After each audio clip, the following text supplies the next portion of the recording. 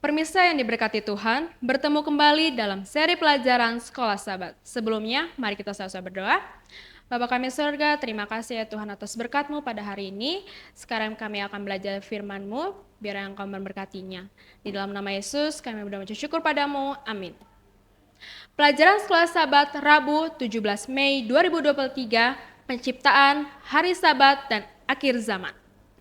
Pertentangan besar yang dimulai di surga ribuan tahun yang lalu adalah mengenai pertanyaan tentang otoritas Tuhan. Tantangannya tetap sama sekarang ini juga. Bacalah Wahyu 14 ayat 7, 9, dan 12. Wahyu 14 ayat 7, 9, dan 12. Ayat 7, dan ia berseru dengan suara nyaring, takutlah akan Tuhan dan muliakanlah Dia, karena telah tiba saat penghakimannya. Dan sembahlah Dia yang telah menjadikan langit dan bumi dan laut dan semua mata air. Ayat 9, dan seorang malaikat lain, malaikat ketiga, menyusul mereka dan berkata dengan suara nyaring, jikalau seorang menyembah binatang dan patungnya itu dan menerima tanda pada dahinya atau pada tangannya, yang penting di sini ialah ketekunan orang-orang kudus yang menuruti perintah Allah dan iman kepada Yesus.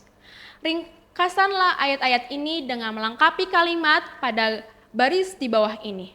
Wahyu 14 ayat 7 adalah panggilan untuk, Wahyu 14 ayat 9 adalah seruan serius untuk tidak, Wahyu 14 ayat 12 menggambarkan orang yang, pasal-pasal ini memperjelas bahwa masalah utama dalam konflik di akhir zaman antara yang baik dan yang jahat, Kristus dan iblis, adalah penyembahan.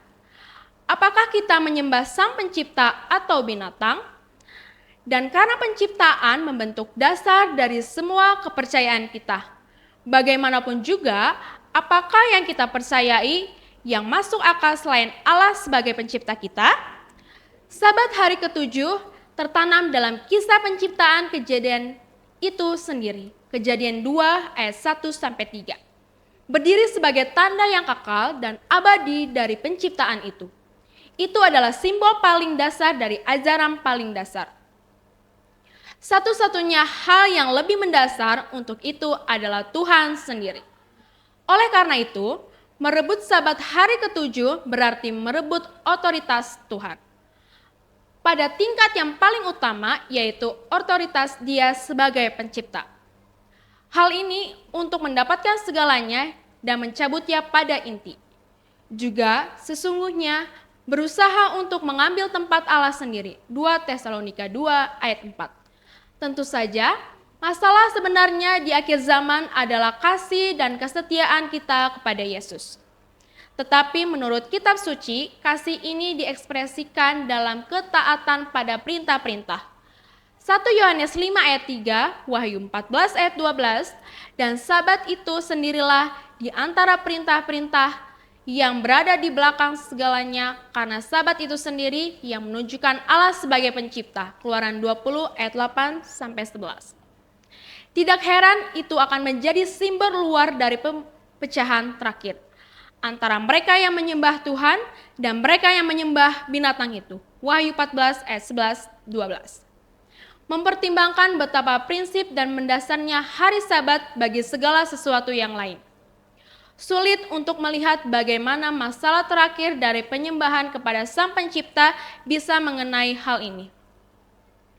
Banyak orang berpendapat bahwa tidak ada bedanya hari apa yang kita rayakan sebagai hari Sabat selama kita memeliharanya. Bagaimanakah kita menjawab argumen itu dengan kitab suci? Tuhan memberkati. Mari kita sama-sama berdoa.